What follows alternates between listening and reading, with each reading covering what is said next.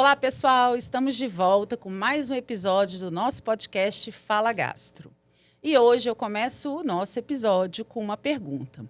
Você trata doença inflamatória intestinal ou você apenas trata os sintomas do seu paciente?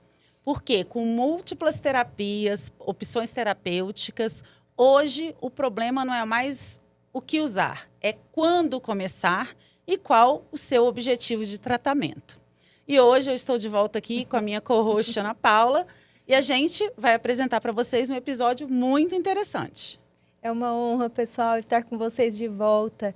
E hoje a gente fala muito em remissão profunda, cicatrização de mucosa, biomarcadores. E será que isso realmente tem mudado o curso da doença ou só está deixando o tratamento mais sofisticado?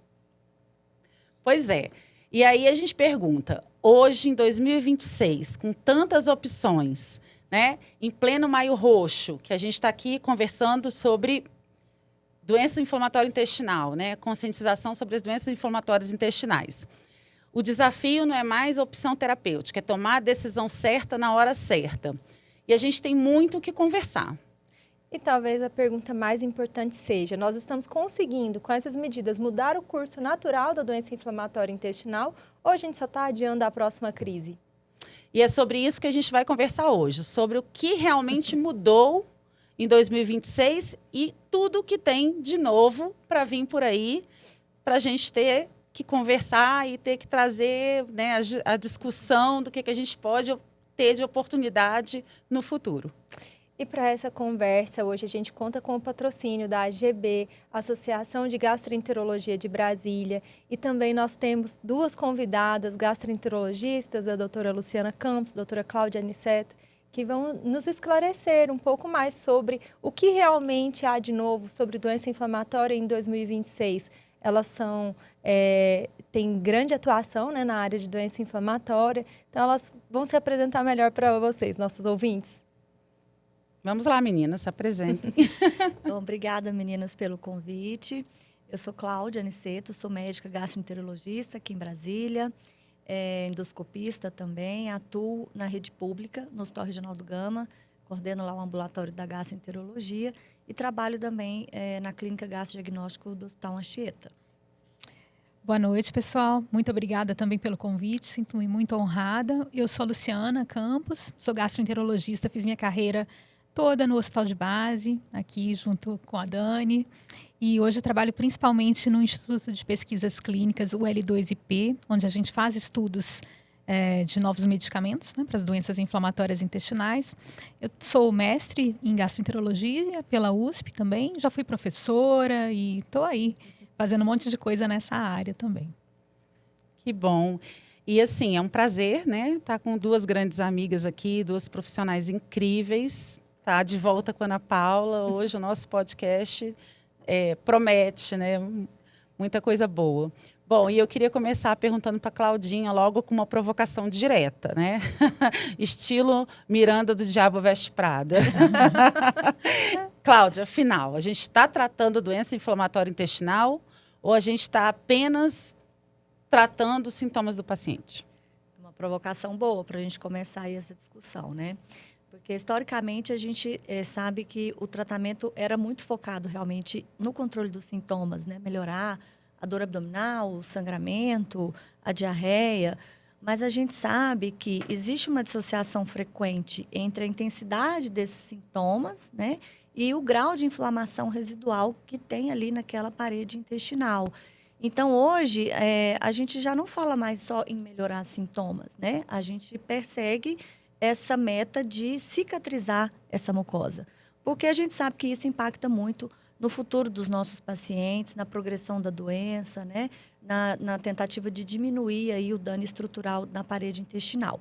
Então, hoje, a conduta atual não é mais só controlar os sintomas. A gente realmente entende que controlar o processo inflamatório é muito importante. E com as terapias que a gente tem disponíveis hoje, muitas vezes a gente consegue isso daí. E isso reflete bem essa evolução que veio acontecendo aí no tratamento das doenças inflamatórias. Então, primeiramente, a gente tratou os sintomas. E hoje, a gente busca tratar e cicatrizar a mucosa do intestino.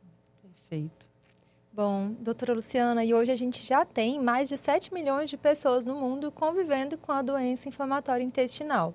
Eu queria saber como que os profissionais gastroenterologistas, né, estão lidando com esse aumento na prevalência e principalmente também o aumento nas populações pediátricas. Isso está acontecendo. A gente já tem estudos epidemiológicos, inclusive brasileiros, que mostram esse aumento. A gente acredita que isso se deva a um processo de industrialização nos alimentos e talvez alimentos ultraprocessados estejam envolvidos, né, no gatilho para essas doenças. E a gente tem que se preparar, porque isso vai trazer um número maior de pacientes, mas vai trazer também um grande aumento no custo da saúde. E a gente precisa se preparar, capacitar profissionais, serviços de saúde, forma de acolher essas pessoas, porque são doenças graves, né, Ana? É verdade. Cláudia, e entra, né, aquele conceito do treat to target. Isso realmente a gente consegue na prática clínica? A gente consegue atingir isso no consultório? Ou é mesmo só teoria? Explica o que é, né, primeiro, Então, pra gente. esse conceito treat to target, ele já deixou de ser um conceito acadêmico, né? E hoje ele realmente faz parte do nosso dia a dia e ele influencia as nossas decisões no consultório, né? Então, o que consiste esse conceito, né? Então, é tratar de acordo com os alvos terapêuticos, né? Então, como eu falei anteriormente, hoje a gente já não quer mais só melhorar sintomas, a gente quer melhorar a evolução natural da doença. Então, esse conceito é justamente isso, é a gente tratar o paciente baseado em metas. Então, a gente tem metas a curto, médio e longo prazo, que a gente vai avaliando, né, de acordo com o passar do tempo do tratamento. Então, as metas a curto prazo, melhorar sintoma, melhorar diarreia, sangramento. Paralelamente, ali num curto, médio prazo, a gente quer que melhorem os biomarcadores inflamatórios, né? E aí entra a proteína C reativa, a calprotectina fecal, que são biomarcadores que a gente usa muito, que nos auxilia muito no acompanhamento desses pacientes. E as metas a mais longo prazo, né? Depois de 6, 12 meses, em que a gente quer que haja realmente uma melhora endoscópica desses pacientes. E veja só como esse conceito muda a nossa conduta, né? Então, mesmo pacientes que estejam compensados clinicamente, muitas vezes, se eles persistem com esses marcadores inflamatórios muito alterados ou com scores endoscópicos ainda muito ruins, isso já é um critério para a gente rever nosso tratamento, né? Então, ou vamos ajustar a dose, vamos diminuir o intervalo das doses, vamos trocar a classe terapêutica. Então, acho que a grande ideia do Treat to Target é esse, né? Trabalhar com metas, buscar essas metas, alcançar essas metas na grande maioria das vezes. E hoje, né, Lu, a gente já fala em metas até muito mais ousadas, né? A gente sabe que a remissão profunda é a cicatrização endoscópica, mas hoje a gente já está falando em cicatrização histológica. E naqueles pacientes com Crohn, que você tem um processo inflamatório mais profundo, a gente já fala em uma cicatrização transmural. A gente sabe que ainda não são metas obrigatórias, né, mas são metas muito desejáveis, porque impactam positivamente no prognóstico. Não são ainda metas que a gente usa para avaliar a troca de terapia, mas eu acho que no futuro, talvez, a gente já comece a entender que essa cicatrização histológica é importante. E hoje, o que eu poderia, mediante a tudo que você falou, né, considerar como meta ideal? Calprotectina normal? A remissão profunda, que é melhora clínica, melhora dos biomarcadores, a calprotectina diminuir, baixar, né, para menos ali de 200, 250. E realizar os exames e realmente você ter uma cicatrização mucosa. Uma colonoscopia melhora dos exames radiológicos, enfim. A remissão profunda, né? Que a gente chama. Se eu puder complementar alguma coisa, né? É um bate-papo. É isso. Eu acho que a Cláudia falou bem que a gente precisa se basear em metas. Não pode deixar o paciente ficar solto, só na base dos sintomas, do controle dos sintomas. Mas a gente não tem ainda assim, um estudo randomizado, controlado, que mostre para a gente que os nossos desfechos estão sendo melhores dentro dessa estratégia Treat to Target, sabe? A gente está tentando produzir esses trabalhos. Está sendo esperado um trabalho novo agora, o nome dele ele é batizado como Verdict, que é um trabalho em que estão sendo avaliados pacientes tratados com vedolizumab, e aí eles vão ver se os desfechos foram diferentes quando o paciente atingiu só a remissão sintomática mais cicatrização de mucosa e a remissão profunda. Então, apesar da gente ter evidência científica, sim, principalmente com anti-TNF, de que a gente consegue melhorar mais rapidamente o paciente tratado com metas, né? A gente está produzindo ainda essas provas, né, em estudos feitos especificamente para olhar essa questão, né? Então, é uma coisa que está sendo aguardada e a gente vai ver isso bem em breve. Tá? Que bom. Doutora Luciane, a gente sabe que a doença inflamatória intestinal não é só uma inflamação do intestino, né? Ela tem impacto na vida social, na saúde mental do paciente. E a gente tem pensado, será que realmente nós temos dado atenção para essas outras acometimentos, né, que a doença inflamatória pode impactar na vida dos pacientes? A gente tem dado atenção para isso? E também eu queria entender se existe diferença entre atividade de doença e gravidade de doença. Esse é um conceito, Ana Paula, que tem sido cada vez mais usado, o de olhar para a doença de uma forma holística, né? Olhar todos os aspectos da doença. Essa análise muito só de cicatrização, ela é muito reducionista. A gente tem que entender que essas doenças elas causam um impacto muito maior na vida dos pacientes, porque impactam, além das manifestações extraintestinais, né, que todo mundo conhece, tem também os impactos psicológicos, sexuais, sociais, né? E a gente tem que olhar o paciente dessa forma e não fazer só essa análise muito seca, sabe, biológica. Então, a gente tem alguns artigos hoje que pedem para a gente, até sugerem novos índices de doença, não ficar só, por exemplo, no SEDAI da doença de Crohn, mas a gente olhar também se o paciente tem outra cirurgia, se ele tem estenose, se ele tem fístula, se ele tem impacto social. Talvez seja uma forma mais fidedigna da gente avaliar o impacto dessas doenças na vida do paciente. E tem, sim, diferença entre você olhar atividade e gravidade. A atividade inflamatória é o que a gente vê normalmente na nossa prática, mas nem sempre o paciente que está em atividade ele é o mais grave. Tem pacientes que estão sem atividade, por exemplo, um paciente que está cheio de estenoses ou que já teve uma ressecção muito grande do intestino, ele não tem atividade, mas ele tem uma doença grave, porque causa malabsorção ou porque causa outros problemas, tá? Então, a gente tem que levar isso em consideração também. O nosso objetivo não é mais só controlar a atividade da doença, mas falar em gravidade, olhar o paciente como um todo. É muito importante, né? Realmente ter essa visão vai mudar tudo, né? Perfeito. E agora, Cláudia, entrando no caos da doença inflamatória moderna, que para mim é a parte mais difícil. Hoje em dia a gente tem assim um arsenal terapêutico imenso, né? A gente tem anti-TNF, anti-L23, inibidores da JAK, tem até um que eu nem conhecia, S1P. E aí, assim, mediante a tantas drogas, como é que a gente vai escolher a melhor droga para o paciente? Acho que essa é a pergunta de $1 milhão, né? Assim, até pouco tempo a gente tinha muito pouca opção, né, terapêutica para tratar esses doentes. Então, a gente tinha as terapias ditas convencionais, né, benzalazina, sulfasalazina, no contexto da retocolite, os imunossupressores, azatioprina, metrexate e o anti-TNF, né? Então, mais recentemente, apareceram drogas mais novas, né, novas moléculas, que elas agem em vias específicas da cascata inflamatória, né? Então, isso mudou o paradigma aí do tratamento. E aí, essa questão, não é a melhor droga, a droga mais potente, né? O que a gente tenta é tentar identificar a melhor droga para aquele paciente específico, naquele momento específico da doença, né? Então, por exemplo, os anti-TNF, eles ainda têm uma relevância muito grande nas doenças fistulizantes, né? A grande questão é que, como eles fazem uma imunossupressão muito mais ampla, eles aumentam, por exemplo, alguns efeitos colaterais, como riscos infecciosos, reativação de tuberculose, aumenta as reações imunomediadas relacionadas à droga, né? Já os anti-integrinas, que é o vedolizumab, eles têm uma eficácia muito boa, mas a gente sabe que eles têm ação exclusivamente ali no trato gastrointestinal, então já não é uma boa opção para aqueles pacientes, por exemplo, com uma doença mais intensa ou mesmo com manifestações extraintestinais, né?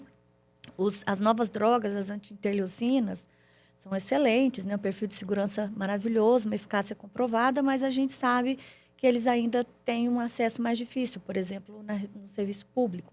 seria uma droga talvez muito boa para pacientes idosos, pacientes que tenham algumas comorbidades, pacientes que tenham algum risco infeccioso.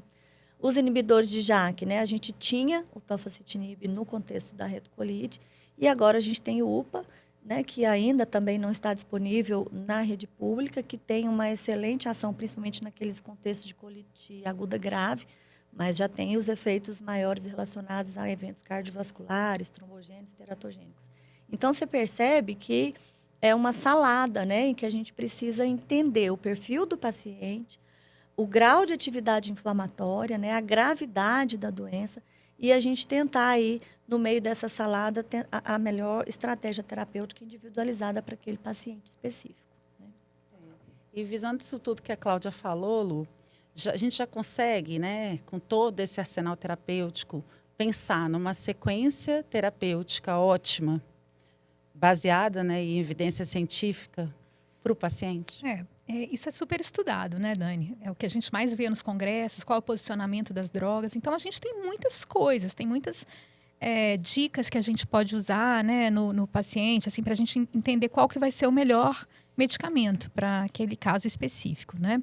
A gente tem artigos muito recentes que saíram da AGA, da American Gastroenterology Association, no ano passado, que se baseiam em meta-análises de rede, que é um tipo de meta-análise mais avançada, né? Que a gente consegue fazer um tratamento de dados que dá uma segurança maior para a gente tomar decisões baseadas nesses estudos. Que trazem todo o posicionamento, né, que a gente deveria fazer, quais são os remédios que estão autorizados a você fazer num paciente naive, quais são aqueles melhores para você fazer num paciente multifalhado. Então, a gente tem sim essas diretrizes, tá? Vou falar assim, de uma forma bem genérica, né? Para a doença de Crohn, quase todos para a primeira linha a gente pode utilizar, tá? E para a segunda linha, perde um pouquinho o efeito vedolizumab, tá? Que a gente percebe que ele tem uma ação menor depois que a pessoa já usou um anti-TNF, tá? E o mirikizumab, que a gente nem tem no Brasil. E para a retocolite também tem, a gente só não está usando mesmo o adalimumab, tá? Mas a gente deve, em primeira opção, talvez os anti-TNF mesmo. O upadacitinib e o tofacitinib são drogas muito boas. E para os falhados, aí sim a gente pode usar também o upadacitinib e também os anti-IL-23, que são uma classe que está chegando com bastante força no mercado, tá? Mas aí a gente tem que olhar paciente por paciente, olhar se tem algumas características, se tem fístula, aí vai melhor com anti-TNF, se tem manifestações extraintestinais, né? Então, a gente vai classificando, assim. Mas é difícil, tá? Não é uma coisa muito simples, tá? Então, na verdade, ainda não tem uma sequência ótima ainda. Não. Ou tem várias ainda sequências não. ótimas? Talvez tenha várias sequências, não tem aquela receitinha de bolo para todo mundo. Né? Não tem receita. Eu acho que uma outra coisa importante que a gente também tem que comentar é em que cenário que você está, né? Se você está no cenário público ou privado, porque isso muda. Algumas drogas são disponíveis só no serviço privado, né? E a questão da via de administração. Então, por exemplo, algumas drogas são endovenosas. Elas demandam um centro de infusão especializado. Outras drogas você tem uma facilidade maior, porque pode ser usado por via subcutânea ou via oral. E o desejo do paciente, né, gente? Assim, eu acho que essa escolha envolve também o paciente entender prós e contras de cada droga, né? E decidir ali com a gente, ali compartilhadamente, qual que seria a melhor opção para ele. Então, é um desafio mesmo. E aproveitando esse cenário SUS, assim, as características, né? O que diferencia o cenário SUS do cenário privado?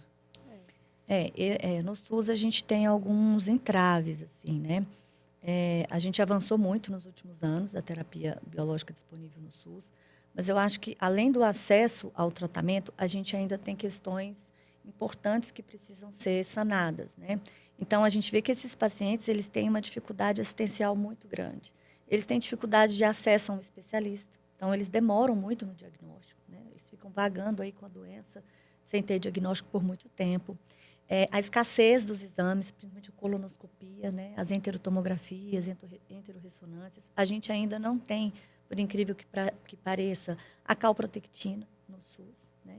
Então, tem essa questão também de todos esses entraves burocráticos, né? O desabastecimento ocasional, porque às vezes o paciente está usando ali uma medicação, de repente falta medicação no SUS, Isso também impacta muito no tratamento desses doentes. Então, são muitas variáveis, além da questão do acesso mesmo às drogas, né? Então, hoje, os critérios para os pacientes serem tratados, né, eles respondem ao PCDT, o famoso PCDT, que é o Protocolo Clínico de Diretrizes e Terapêuticas do Ministério da Saúde. Então, ele é como se ele fosse um guia oficial que ele define ali os critérios, né, dos pacientes que terão direito a determinados medicamentos e tudo mais. Então, no PCDT, a gente tem as terapias convencionais, né, que a gente falou, algumas terapias biológicas, mas, infelizmente, essas moléculas mais novas, por exemplo, os anti-interleucina 23, ainda não foram incorporados, né? Então, a gente tem esse desafio de estar aí sensibilizando os gestores públicos de que as novas tecnologias precisam ser incorporadas também no serviço público de saúde. A gente entende que, quando a gente está falando em gestão pública, existem variáveis de não só efetividade do remédio, questão de custo-benefício, sustentabilidade, né? Porque a gente sabe que são terapias muito caras, mas a ideia é justamente a gente, através dessas associações de pacientes, esses fóruns que a gente faz de especialistas, né? Tentar passar para os gestores que a incorporação desses novos tratamentos, dessas novas tecnologias, apesar de ser um investimento alto agora, talvez lá na frente seja um benefício, porque você vai diminuir a quantidade de internações, você vai diminuir as indicações cirúrgicas e os procedimentos mais complexos, né? Então, é um desafio. Eu acho que essa questão assistencial a gente ainda tem muito que caminhar, e a questão do acesso também. Cláudia, Pode falar. Eu já ia fazer uma outra pergunta sobre se a janela de oportunidade é o novo padrão. A gente fala muito nisso agora, em janela de oportunidades, né? Porque o que a gente entende? Que os primeiros anos da doença são a fase da doença biologicamente modificável, né? Então, a ideia é que você não demore a iniciar o tratamento, um tratamento mais avançado, né? Por quê? Porque esse dano ele vai acontecendo ao longo do tempo ali na parede do intestino. Então, a janela de oportunidade é justamente essa, tentar tratar precocemente antes que o dano já seja permanente, porque você já vai estar lidando com sequela. Isso particularmente na doença de Crohn, em que você tem fenótipos mais senosantes, fistulizantes e tudo mais, né? Então, a janela de oportunidade a gente tem falado muito mesmo. E não deixar esse paciente passar longos períodos sem tratamento, porque talvez lá na frente a gente já não consiga mais reverter esse processo. Exatamente. E, inclusive, a gente tem visto em artigos que essa janela seria de mais ou menos uns 2 anos. A gente tem alguns artigos que tem, até desses novos anti-L23, tem análises pós-hoc que mostram isso. Se você conseguir intervir nos 2 primeiros anos, você realmente vai ter uma resposta melhor, né, no futuro. Que bom, né? Cláudia, eu gostaria de saber outra parte. Com tantas drogas novas surgindo, a gente tem visto realmente que elas têm mudado o curso da doença. Mas será que a gente está postergando a indicação cirúrgica para esses pacientes? É uma discussão importante, né? A gente sabe que os pacientes que a gente consegue intervir precocemente, né, nessa janela aí de oportunidades, em que a gente consegue mudar a evolução natural da doença, esses pacientes geralmente têm menos indicação de cirurgia. Mas, às vezes, a gente pega pacientes já com danos estruturais muito crônicos na parede intestinal. Então, a discussão é, será que a gente está realmente insistindo em terapias clínicas ineficazes por longos períodos e atrasando a indicação cirúrgica desses pacientes, né? Pode ser que sim. Então, assim, às vezes, pacientes com doenças com perfil muito grave perianal, por exemplo, ou estenose, aqueles pacientes que ficam reinternando com quadros de suboclusão intestinal, esses pacientes muitas vezes vão ter uma qualidade de vida muito melhor se foram submetidos a um tratamento cirúrgico, né? Então, a questão é essa, intervir precocemente, ok, mas naqueles pacientes que já têm danos estruturais muito crônicos, talvez a indicação cirúrgica seja importante. E aí tem alguns estudos também que mostram a intervenção cirúrgica precoce, né, principalmente naquelas doenças ileais curtas, né? Então, eles fizeram trabalhos, não vou lembrar agora o nome, né, Lu? O LYRIC, né? O LYRIC, que eles estudaram. Então, eles fizeram a ressecção iliocecal precoce, compararam com o uso do infliximab, e o que eles viram? Que a evolução era muito semelhante, e os pacientes submetidos à cirurgia talvez tinham uma qualidade de vida melhor e ficavam mais tempo sem necessidade de novo biológico, sem necessidade de nova terapia, tratamento cirúrgico, né? Então, a gente tem que ter, assim, olha, um prócto para chamar de nosso, né, Lu? Com certeza. E, assim, essa interação entre gastro, prócto, a radiologia, né? Para a gente entender se é realmente uma estenose fibrótica ou não. Isso é muito importante e isso vai impactar as nossas decisões terapêuticas. São doenças que a gente tem que trabalhar em grupo mesmo, grupo. né? Não dá para ficar sozinho, não. Tem que ter o patologista de estimação, né? O radiologista, o cirurgião, o reumato. Multidisciplinar. Exatamente. Lu, e assim, naqueles pacientes que já foram expostos ao anti-TNF, inclusive aqueles que já falharam ao anti-TNF, e aí eu vou pegar minha colinha aqui para poder falar os nomes das drogas. Como é que a gente decide, né? A Cláudia já falou que não tem no SUS os inibidores seletivos da IL-23, como risankizumab, por isso que eu precisava da cola, e o guselkumab e as pequenas moléculas, como, por exemplo, a upadacitinib, né? Eu sei que na rede tem o tofacitinib, que eu tenho paciente meu com retocolite, que eu acompanho no ambulatório de fígado, que usa o tofacitinib, mas eu sei que o upadacitinib tem um perfil de segurança diferenciado. Então, eu queria saber, assim, como é que você faz para decidir entre inibidor, IL-23 ou pequena molécula? E se os convênios, já que a Cláudia deu esse parâmetro para a gente da parte do SUS, se os convênios pagam, se é fácil, como é que é esse acesso? Dani, é isso aí. Essa pergunta é difícil. A gente não dispõe de muitos estudos head-to-head. A gente tem alguns, tá? Então, esses anti-L23 que saíram agora, dois deles vieram com estudos head-to-head, o risankizumab e o guselkumab foram contra o ustekinumab, tá? E eles se mostraram realmente melhores, tá? Mas, assim, são poucos os estudos head-to-head. E o que acaba definindo mesmo é o acesso, né? Porque no SUS, infelizmente, apesar da gente já ter uma autorização de incorporação do vedolizumab e do ustekinumab, esses remédios não chegaram.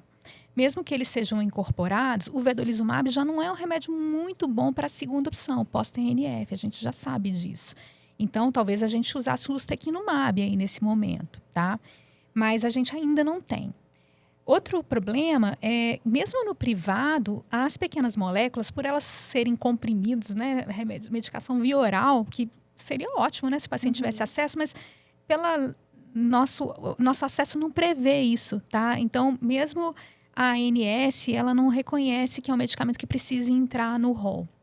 Então, a gente até consegue, mas a gente consegue, assim, pedindo, mandando relatórios, né, para as operadoras, tá? Mas a decisão, realmente, ela é multifatorial, sabe? A gente precisa ver os outros aspectos do paciente e o acesso, e se ele consegue tomar a medicação, se ele consegue um local para fazer a medicação. Às vezes, o paciente é lá do interior, não consegue ter uma medicação intravenosa, né? Então, é isso. Mas esses novos medicamentos, eles estão vindo com propostas diferentes mesmo. Parecem que tem uma resposta melhor mesmo, principalmente se forem usados mais precocemente. E eles usam bloqueio de vias inflamatórias mais precisas, mais seletivas mesmo, que vão acabar ocasionando menos efeitos colaterais e menor imunossupressão. Então, tem muita coisa boa aí pela frente. A gente acredita que a gente vai subir o teto terapêutico. E os convênios, eles cobrem todos eles? Ou só as drogas venosas? Ou como é que funciona? Pois a via oral ainda não, né? Ainda só com pedidos, tem que ter uma análise especial. Às vezes, judicializações também, né? Às vezes o paciente entra via judicial, como está, não o UPA, mas, por exemplo, o IL-23 que está no rol, né? Talvez eles consigam via judicial, às vezes alguns convênios a gente consegue. E tem a questão também, não só no SUS, de sustentabilidade, também das operadoras de saúde, né? Sim. Porque são tratamentos muito caros, realmente. Então, a gente tem que lutar para a operadora, muitas vezes, aprovar o uso daquela medicação, mesmo estando no rol. E eu ia trazer isso agora para a realidade do SUS com a Cláudia, porque você falou da realidade do SUS, né? Do PCDT, e agora eu ia trazer a realidade do SUS, dos medicamentos que o SUS ainda não contempla. Quando que você indicaria um medicamento como esse IL-23 no SUS e como que esse paciente poderia ter o acesso? Então, a indicação depende do perfil, como a gente já falou. Então, muitas vezes, aqueles pacientes que já falharam a todas as outras estratégias que a gente adotou, ou pacientes que têm situações clínicas específicas, por exemplo, que não podem usar um anti-TNF, né? Um paciente, enfim, com uma neoplasia ou com tuberculose, enfim. E como eles não estão no PCDT, aí é só via judicial, né? Os pacientes vão na Defensoria Pública, a gente faz os relatórios, anexa, né, as evidências científicas de que aquilo ali realmente é plausível, e aí o paciente tenta. Eu vou te falar que eu tenho um paciente que conseguiu via judicial no SUS.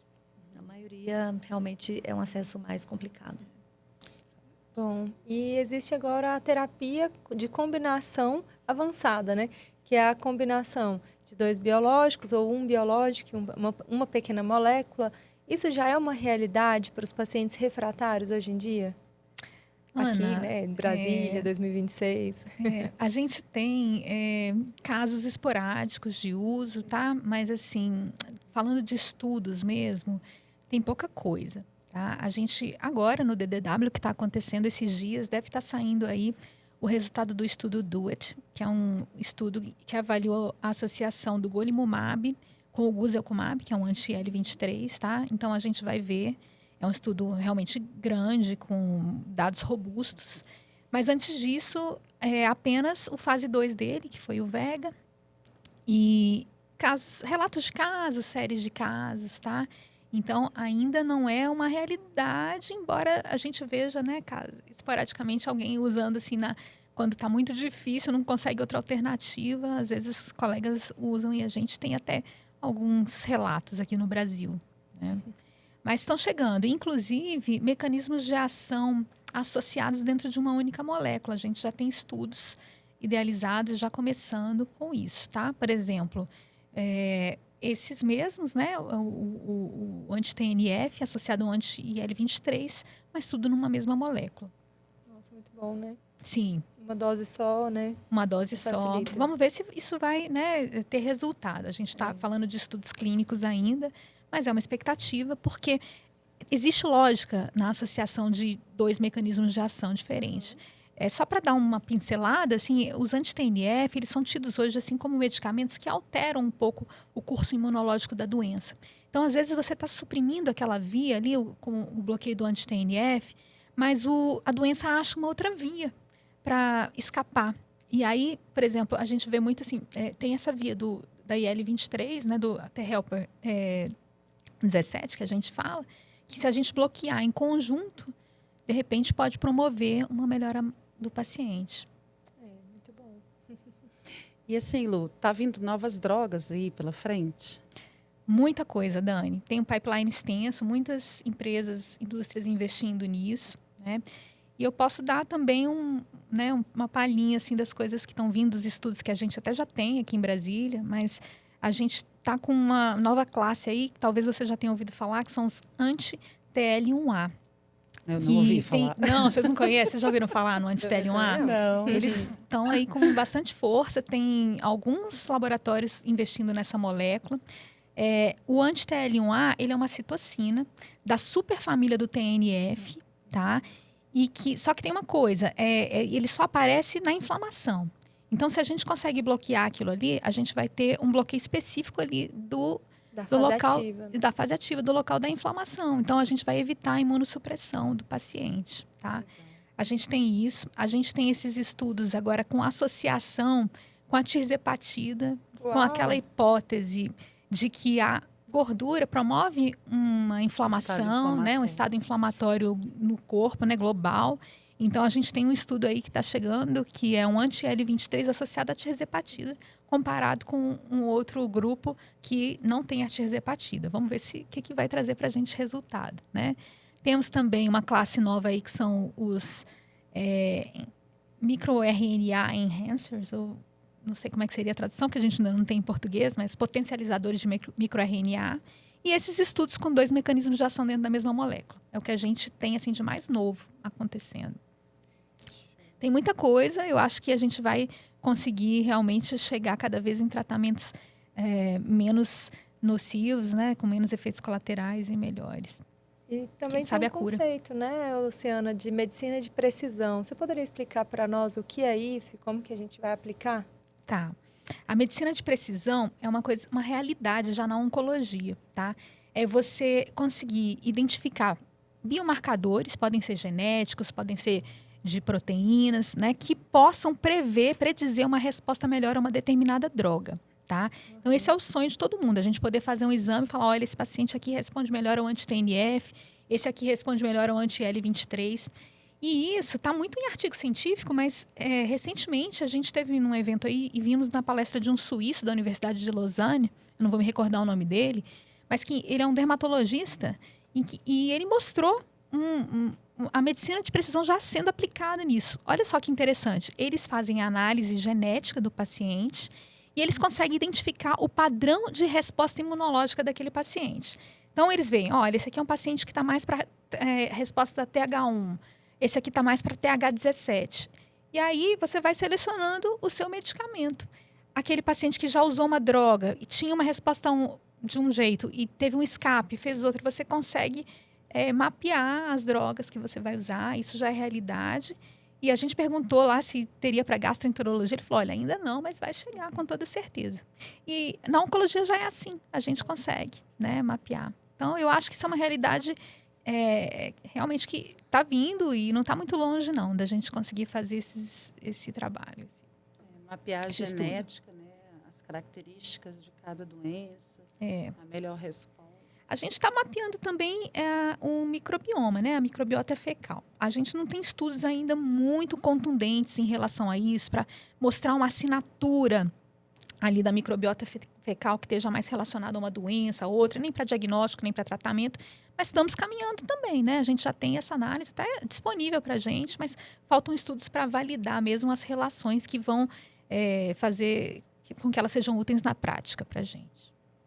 Ana, são tantas perguntas, a gente misturou, fez uma salada que eu perguntei pergunta dela, pergunta minha, a gente fez uma salada aqui, eu não sei, já está na hora da pergunta final? Estamos. Queremos saber uma coisa, uma curiosidade. Uma curiosidade. A gente, assim, é que a gente abraça, mas também aperta, entendeu? E aí, eu e a Ana, a gente queria fazer uma pergunta para as convidadas. Vamos lá. A gente queria perguntar, de todo o nosso coração, se vocês tivessem doença inflamatória hoje, qual seria a sequência de tratamento que vocês adotariam? Bom, primeiro, eu acho que eu queria ser tratada por um dos colegas do GDIB de Brasília, né? Que tenha uma experiência, porque realmente é um desafio, né? Tratar essas doenças. E, assim, eu acho que o principal, Dani, eu gostaria de ser tratada como uma pessoa, não como uma colono, ou como uma calprotectina, ou como um marcador, né? A gente hoje tem estratégias de tratamento muito modernas, objetivos muito bem estabelecidos, mas eu acho que o ponto central ainda é o paciente, né?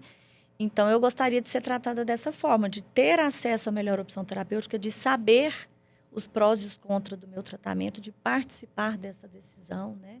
Aquilo que a gente falou, a gente sabe que a doença ela impacta sexualidade, vida reprodutiva, os projetos de vida mesmo. Então, eu acho que o principal, não tem essa sequência, a gente já falou sobre isso. Qual remédio eu gostaria de usar? Depende do tipo de doença que eu tivesse, né? Óbvio que essas drogas mais novas têm um perfil de segurança melhor, mas nada impede que, talvez, se eu tivesse uma doença mais avançada, mais fistulizante, eu preferiria um anti-TNF. Então, é isso, não escolher aquela droga, escolher aquela estratégia. É ter esse cuidado holístico, como a Lu falou, né? Então, eu acho que antes de você propor para o paciente essa estratégia, é você proporcionar que ele tenha uma vida plena, apesar da doença, né? Acho que é isso. É difícil responder essa pergunta porque eu não tenho a doença e depende de como ela se manifestaria em mim, né? Mas tem aquelas diquinhas. Então, por exemplo, tem algumas coisas que são clássicas. Se eu tivesse doença perianal, anti-TNF. Primeiro lugar, tá? Se eu tivesse manifestações extraintestinais importantes, anti-TNF ou então um upadacitinib, tá? Se fossem manifestações articulares, acho que se eu tivesse psoríase associada, eu ia logo pensar no anti-L23. Se eu tivesse uma doença ileal, é uma doença mais difícil de ser tratada. Talvez também, sim, um anti-L23. Doença colônica vai muito bem com upadacitinib. Então, tem pequenas dicas, sabe? Em cada paciente que nos ajudam a selecionar a melhor droga mesmo. Uma retocolite, talvez um vedolizumab, né? Uma doença mais moderada, Exato, né? vedo, Que não tenha nenhuma UPA, manifestação extraintestinal. Exato, né? Mas é o que a Cláudia falou. Eu acho que o mais importante mesmo é a gente tentar considerar a pessoa completa mesmo, né? Então, lembrar das outras coisas que impactam tanto quanto a inflamação intestinal, né? A depressão, a ansiedade, né? Que também é muito prevalente nesses pacientes. Então, eu acho que o melhor mesmo é a gente estar numa equipe de confiança, ter acesso é muito importante, né? A gente vai continuar batalhando por isso. Espero que a gente tenha mais chance de incorporar esses medicamentos, sabe? No nosso arsenal.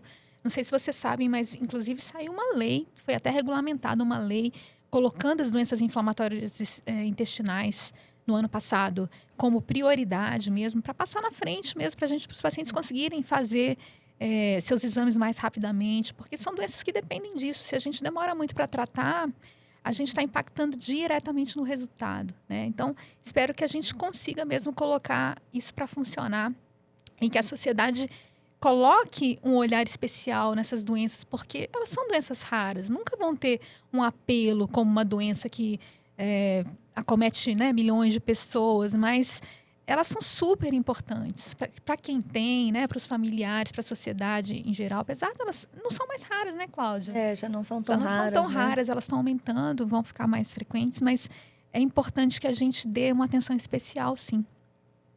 Bom, e é isso, pessoal. Com esse episódio de hoje, nós aprendemos, né, que a doença inflamatória não é só protocolo, é decisão, é tempo, né? Quanto antes a gente diagnosticar e tratar, melhor vai ser a resposta desse paciente.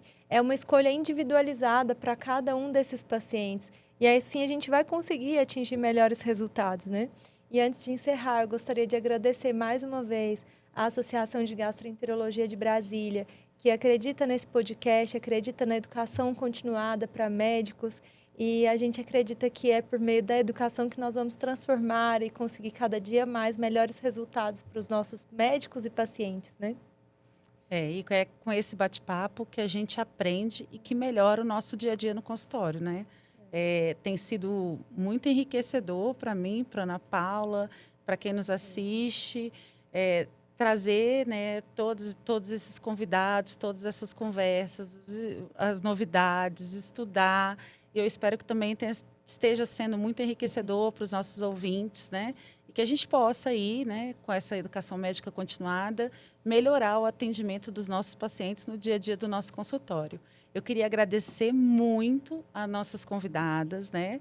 Tanto a doutora Luciana Campos quanto a doutora Cláudia Aniceto, por terem compartilhado com a gente tanto conhecimento, por terem nos ensinado tanto sobre doença inflamatória intestinal. Muito obrigada de coração.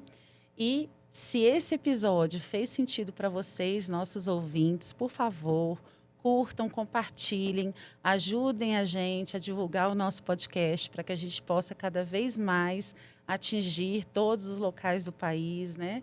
Para que a gente possa continuar com patrocínio, conseguindo, né, fazer uma medicina de qualidade, né, levar uma medicina de qualidade para todos vocês. Então é isso. Mais alguma coisa, Ana? Dê joinha e se inscreva no canal. Isso aí, pessoal. Meninas, mais uma vez, obrigada. A GB, muito obrigada pelo patrocínio. Muito obrigada, pessoal. Até a próxima. Até. Beijo enorme. Tchau. Ai, meninas, vocês querem dar um recado para os nossos ouvintes, alguma coisa? Eu queria parabenizar vocês por essa iniciativa, tá? Vamos, né? A gente não pode encerrar sem isso, tá? Muito legal essa iniciativa. Todo mundo está aproveitando muito. É muito gostoso muito poder Obrigada contribuir. por deixar a gente tão à vontade também, né? Foi muito bom. Parabéns. Que bom. Então é isso. Beijão, pessoal. Tchau. Tchau.